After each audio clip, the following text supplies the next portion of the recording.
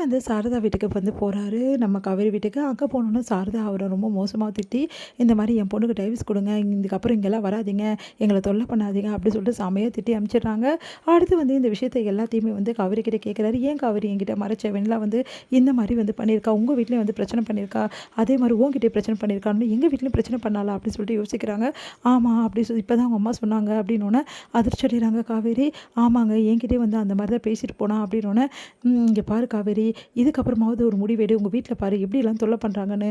அப்போ உங்க வீடு வேணாம் வந்து அப்படின்னு சொல்லிட்டு எடுப்பியா? இல்ல நான் வேணான்னு முடிவு எடுப்பியா? அப்படின்னோனே, அதெல்லாம் ஒண்ணும் இல்லங்க. அப்படிலாம் எடுக்க மாட்டேங்க. நான் ஏங்க அப்படிலாம் யோசிக்க போறேன்?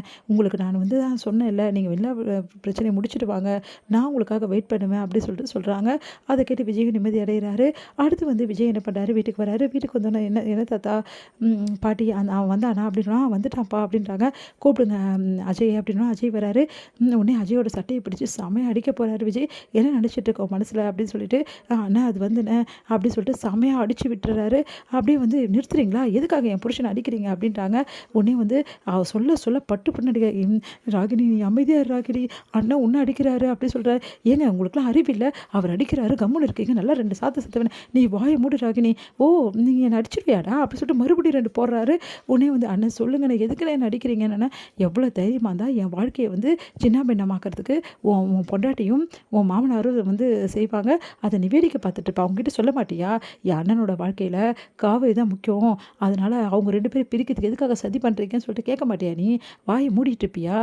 "அண்ணே இல்லைண்ணே அதெல்லாம் அவள் பண்ணலைண்ணே." "யார் சொன்னது பண்ணலைன்னு சொல்லிட்டு?"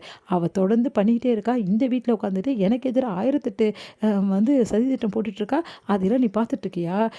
ஏன்டா பார்த்துட்ருக்க?" அப்படி சொல்லிட்டு பட்டு பட்டு அடிக்கிறாரு. "நிறுத்துறீங்களா? எதுக்கு அவர் அடிக்கிறீங்க?" அப்படின்னு. "அப்படி தான் அடிப்பேன்" அப்படின்னு சொல்லிட்டு பட்டு பட்டு அடிக்கிறாரு. "அண்ணே ப்ளீஸ்ண்ணே என்ன அடிக்காதண்ணே, என்னால் முடியலண்ணே, ப்ளீஸ்ண்ணே உனக்கு என்ன செய்யணுமோ நான் செய்கிறேண்ணே. முதல்ல இவளை கூட்டிகிட்டு இந்த வீட்டை விட்டு போ. இவ இந்த கண்ணுலேயே படக்கூடாது, என் கண்ணிலேயே படக்கூடாது. இவ இந்த வீட்டில் இருக்கவே கூடாது. முதல்ல இவளை கூட்டிகிட்டு போடா" அப்படின்னோடனே, "இந்த பொண்ணு இங்கே இருந்தால் அவ்வளோதான்" அப்படின்றாங்க. "சரிண்ணே நீ வா வா ராகினி போகலாம்" அப்படின்னோடனே, "அதெல்லாம் நான் வரமாட்டேங்க. நீ ஏன் வரமாட்டேன்? வந்து தான் ஆகணும். அண்ணாவெல்லாம் விடமாட்டார். ப்ளீஸ் சொன்னா கேளு வா போகலாம்" அப்படின்றாங்க. கையை பிடிச்சிருக்கா. "நான் வரமாட்டேங்க" அப்படின்னோடனே, "என்னடா இன்னும் அடி வேணுமா உனக்கு?" இல்லைண்ணே நான் கிளம்பிடுறேண்ணே" அப்படி சொல்லிட்டு ராகினி கூட்டின்னு போயிறாரு. இங்கே ராகினி செம்ம டென்ஷனாக இருக்காங்க. "அப்பா பாருப்பா எப்படி போட்டு அடிக்கிறான் அந்த விஜய். விஜய் ரொம்ப மோசமானவன்ப்பா. இவரை போட்டு அந்த அடி அடித்து எங்களை வீட்டை விட்டு துரத்திட்டான்ப்பா. அவனை சும்மாவே விடக்கூடாதுப்பா. நீ கவலைப்படாதம்மா. அவனுக்கு எல்லாத்துக்கும் சேர்த்து வச்சிருக்கம்மா. நான் கொடுக்குற அடி இப்போவே இருக்கும் பாருமா" அப்படின்னு சொல்லிட்டு சொல்கிறாரு. "என்னப்பா சொல்கிறீங்க?" அப்படின்னோடனே, "முதல்ல ஃபோனை ஓப்பன் பண்ணி பாரு" அப்படின்னோடனே ஓப்பன் பண்ணி பார்த்து அதிர்ச்சிடா அப்பா அப்படின்னு சொல்லிட்டு சந்தோஷமாக வந்து கட்டிக்கிறாங்க. "என்னாச்சு ராகினின்னு?" "இதோ பாரு அஜய்" அப்படின்னோடனே, அதில் வந்து விஜய்க்கும் வந்து வெண்ணிலாவுக்கும் கல்யாணம்.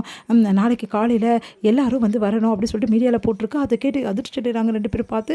"அப்பா சூப்பர் வேலை பண்ணிட்டீங்கப்பா. அந்த விஜய்க்கு இதுதான்ப்பா சரியான அடி" அப்படி சந்தோஷப்படுறாங்க. வந்து "பாரு விஜய்" அப்படின்னு சொல்லிட்டு எடுத்து வந்து லேப்டாப்பை காட்டுறாரு. அதை பார்த்து அதிர்ச்சி அடைகிறாங்க. "என்ன தாத்தா இதெல்லாம்?" அப்படின்னா, "பாருப்பா என்ன நடக்குதுன்னு சொல்லிட்டு நீ உனக்கும் வெண்ணிலாவுக்கும் கல்யாணம்னு சொல்லிட்டு மீடியா ஃபுல்லாக வந்து இவங்க அறிவிச்சிருக்காங்கப்பா. எல்லாமே நீ வந்து ராகினி வந்து வெளியே அமிச்சல, எல்லாம் பசுபதியோட வேலையாக தான்ப்பா இருக்கும்." "ஆமா தாத்தா அவனோட வேலை தான். ச்சே அந்த ஆள்லாம் திருந்தவே மாட்டான். இந்த மாதிரி பண்ணியிருக்கான் பாரு. நீ வீட்டை விட்டு வெளியே அமிச்சதால இவ்வளோ பிரச்சனை பார்த்தியா? அதுக்காக வீட்டை விட்டு அனுப்பாமல் இருக்க முடியுமா? அவங்க பண்ணுறதெல்லாம் பண்ணிட்டோம் தாத்தா. எல்லாத்துக்கும் ஒரு கை பார்த்துடலாம். என்னடா இது இப்படிலாம் பண்ணி வச்சுருக்காங்க. எவ்வளோ தைரியமாக தான் இந்த வேலையெல்லாம் செய்வாங்க இவங்க. இவங்க நிம்மதியாக உன்னை வாழவே விட மாட்டாங்களாடா?" அப்படின்னு சொல்லிட்டு பாட்டி வருத்தப்படுறாங்க. இந்த நியூஸை காவேரி பார்க்குறாங்க. காவேரி பயங்கரமாக அதிர்ச்சி அடைகிறாங்க. "என்ன இது இப்படி போட்டிருக்கு?" அப்படின்னு சொல்லிட்டு